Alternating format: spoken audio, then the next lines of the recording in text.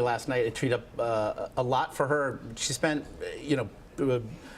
relatively speaking, not a lot of time talking about herself. It was either perhaps responding to the line from Trump, but also wooing Bernie Sanders supporters. It looks like Bernie Sanders, and he released a statement yesterday, again, I'm going to California in June. I'm going to Philadelphia in July. But he is now, seems like he's sort of become a personification of his agenda moving forward. How do you see the two of them existing in this race now? Yeah, exactly right. So as Hillary Clinton is starting to make this pivot to the general election, he's making this pivot back to being sort of kind of a protest candidate again, and making this less about him and more about the issues and the things that he really cares about. Hillary Clinton, for her part, is doing the smart thing, which is saying to these Bernie Sanders supporters, again, there's not very much daylight between us. I actually care about all those things that you care about, and I'm going to fight for them. So let's get together on this, and let's look ahead to the real enemy in the fall. They are pivoting. I'll let you, my all-star panel, pivot as well. If it is now Trump v. Clinton, what is it that we're talking about, since it would seem we've spent the last 5-6 minutes here discussing how every tradition, every rule we thought we knew has all been turned on its head and continues to be? Well, just let's look at the one piece of data. These are two of the most unfavorable, unpopular people that were running for president maybe in modern history.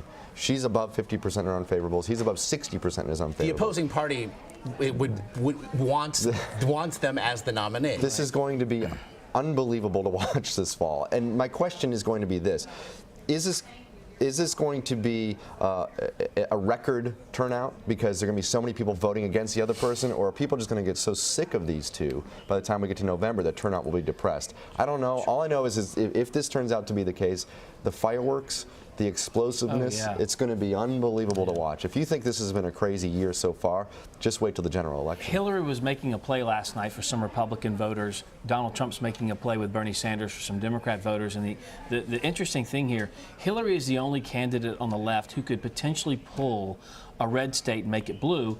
Donald Trump's the only candidate on the right who could potentially pull a blue state and make it red. We're going to see that play out. 3 times Donald Trump has taken on Hillary Clinton to this point directly. One was last night when he said the women card, which I think was a bad play, and I don't think that works well. The second one was Crooked Hillary, when he gave her the nickname. Yep. Great nickname for several reasons. One is it's not sexist. It has nothing to do with gender.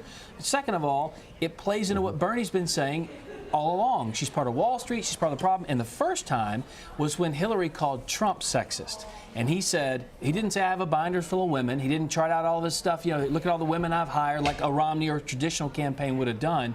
He said, I don't think Hillary Clinton is the one to be talking about sexism when you consider who her husband is. For 4 days, all the media did was talk about whether or not Bill Clinton was fair game. The narrative completely changes. He went on the offensive. It was a brilliant move. So 2 out of 3 times, he's come out on top. Hard to believe that after all the talk of potential chaos in Cleveland, the more interesting convention might in fact be taking place in Philadelphia. My all-star panel couldn't have done it without all of you, or at least 2 of you. I won't tell you which one was. Hey, I know you mean. We all know it's Steve. No, I'm kidding. Respectively. Thanks, guys.